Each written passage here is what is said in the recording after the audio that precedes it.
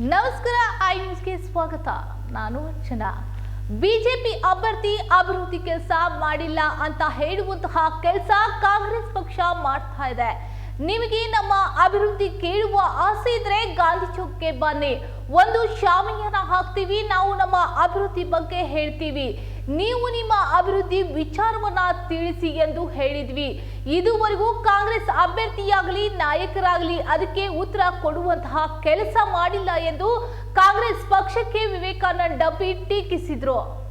ನಗರದ ಬಿಜೆಪಿ ಕಚೇರಿಯಲ್ಲಿ ನಡೆದ ಮಾಧ್ಯಮಗೋಷ್ಠಿಯಲ್ಲಿ ರಾಜ್ಯ ಒಬಿಸಿ ಮೋರ್ಚಾ ಉಪಾಧ್ಯಕ್ಷ ವಿವೇಕಾನಂದ ಡಬ್ಬಿ ಮಾತನಾಡಿ, ಈಗಾಗಲೇ ಚುನಾವಣೆ ಘೋಷಣೆ ಆಗಿ ಪ್ರಚಾರ ಅಬ್ಬರದಿಂದ ಪ್ರಾರಂಭವಾಗಿದೆ.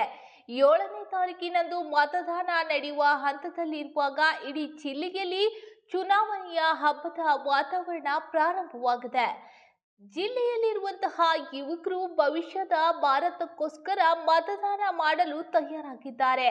ಜಿಲ್ಲೆಯ ತಾಯಂದಿರು 10 ವರ್ಷಗಳ ಕಾಲ ನರೇಂದ್ರ ಮೋದಿ ಅವರು ನೀಡಿರುವಂತಹ ಯೋಜನೆಗಳನ್ನು ಪಡೆದುಕೊಂಡು ಶ್ರೇಷ್ಠವಾದ ಭಾರತ ನಿರ್ಮಾಣವಾಗುವುದಕ್ಕೆ ನರೇಂದ್ರ ಮೋದಿ ಅವರು ಬೇಕು. ವಿಜಯಪುರ ಜಿಲ್ಲೆಯ ಕ್ಷೇತ್ರ ಅಭಿವೃದ್ಧಿ ಹೊಂದುವುದಕ್ಕೆ ರಮೇಶ್ ಜಿಗಜಿಣಗಿ ಅವರು ಬೇಕು ಎನ್ನುವಂತಹ ಮತದಾರರು ನಿಶ್ಚಯವನ್ನ ಮಾಡಿದ್ದಾರೆ ಎಂದು ಹೇಳಿದರು.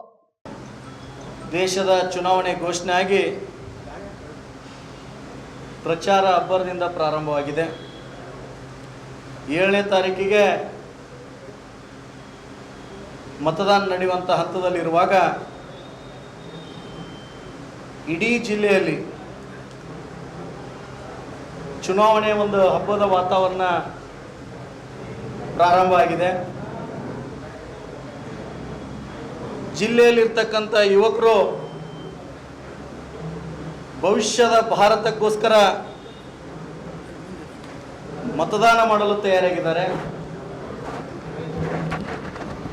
ಜಿಲ್ಲೆಯ ತಾಯಂದಿರು 10 ವರ್ಷಗಳ ಕಾಲ ನರೇಂದ್ರ ಮೋದಿ ಅವರು ನೀಡಿರ್ತಕ್ಕಂಥ ಯೋಜನೆಗಳನ್ನು ಪಡ್ಕೊಂಡು ಶ್ರೇಷ್ಠವಾದಂಥ ಭಾರತ ನಿರ್ಮಾಣವಾಗುವುದಕ್ಕೆ ಸನ್ಮಾನ್ಯ ನರೇಂದ್ರ ಮೋದಿ ಅವರು ಬೇಕು. ವಿಜಯಪುರ ಜಿಲ್ಲೆಯ ಲೋಕಸಭಾ ಕ್ಷೇತ್ರ ಅಭಿವೃದ್ಧಿ ಹೊಂದೋದಕ್ಕೆ ಸನ್ಮಾನ್ಯ ರಮೇಶ್ ಜಿಗಜಿಣಗಿ ಅವರು ಬೇಕು ಅನ್ನುವಂಥ ನಿಶ್ಚಯವನ್ನು ಮಾಡಿದ್ದಾರೆ. ಈ ದೇಶದಲ್ಲಿ ಈ ಲೋಕಸಭಾ ಕ್ಷೇತ್ರದಲ್ಲಿರ್ತಕ್ಕಂಥ ಉದ್ಯಮಿಗಳು ಅಭಿವೃದ್ಧಿ ಹೊಂದತಕ್ಕಂಥ ಭಾರತದಲ್ಲಿ ನಮ್ಮೆಲ್ಲರ ಪಾಲಿರಬೇಕು. ಅದಕ್ಕೋಸ್ಕರ ಸನ್ಮಾನ್ಯ ನರೇಂದ್ರ ಮೋದಿ ಅವರಿಗೆ ಹಾಗೂ ವಿಜಯಪುರ ಜಿಲ್ಲೆಯ ಲೋಕಸಭಾ ಸದಸ್ಯರಿಗೆ ನಾವೆಲ್ಲರೂ ಬೆನ್ನೆಲುಬಾಗಿ ನಿಂತಿದ್ದೀವಿ ಅಂತೇಳಿ ತೋರಿಸ್ಕೊಡ್ತಾ ಇದ್ದಾರೆ. ಈ ಲೋಕಸಭಾ ಕ್ಷೇತ್ರದಲ್ಲಿರ್ತಕ್ಕಂಥ ಕಾರ್ಮಿಕ ವರ್ಗ ಕೋವಿಡ್ನಲ್ಲಿ ನರೇಂದ್ರ ಮೋದಿ ಅವರು ಕೊಟ್ಟಿರ್ತಕ್ಕಂಥ ಸಹಕಾರವನ್ನು ನೆನೆಸ್ಕೊಂಡು ಇವತ್ತಿನ ಲೋಕಸಭಾ ಕ್ಷೇತ್ರವನ್ನು ಭಾರತೀಯ ಜನತಾ ಪಾರ್ಟಿ ತೆಕ್ಕೆಗೆ ನಾವು ತರಬೇಕು ಅನ್ನುವಂಥ ಉತ್ಸುಕದಲ್ಲಿದ್ದಾರೆ. ಈ ಜಿಲ್ಲೆಯ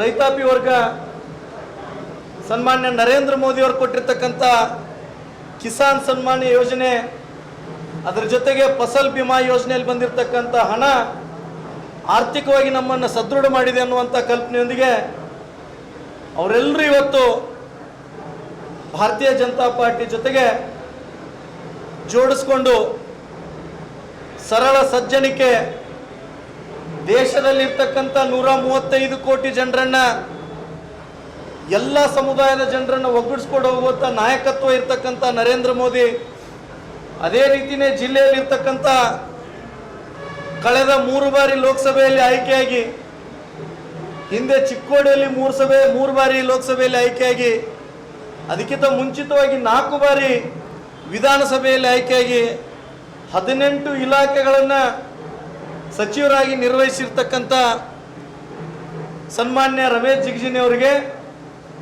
ಇನ್ನೊಂದು ಬಾರಿ ಈ ಜಿಲ್ಲೆಗೆ ಅವರು ಕೊಟ್ಟಿರ್ತಕ್ಕಂಥ 10 ವರ್ಷಗಳಲ್ಲಿ ಯಾವ್ಯಾವ ಯೋಜನೆಗಳನ್ನು ತಂದಿದ್ದಾರೆ, ಕಳೆದ 5 ವರ್ಷದಲ್ಲಿ 1 ಲಕ್ಷ ಕೋಟಿ ಹಣವನ್ನು ತಂದು ಈ ಜಿಲ್ಲೆಯನ್ನು ಅಭಿವೃದ್ಧಿ ಮಾಡಿದ್ದಾರೆ. ಅದಕ್ಕೋಸ್ಕರ ಈ ಜಿಲ್ಲೆಯಲ್ಲಿ ಇರ್ತಕ್ಕಂಥ ಪ್ರತಿಯೊಬ್ಬ ಮತದಾರರು ಸಹಿತ ಸನ್ಮಾನ್ಯ ಜಿಗಜಿಣಿ ಅವ್ರ ಜೊತೆ ಇದೆಯೋ ಅನ್ನುವಂಥ ವಾತಾವರಣ ಇವತ್ತು ಜಿಲ್ಲೆಯಲ್ಲಿ ಪ್ರಾರಂಭ ಆಗಿದೆ.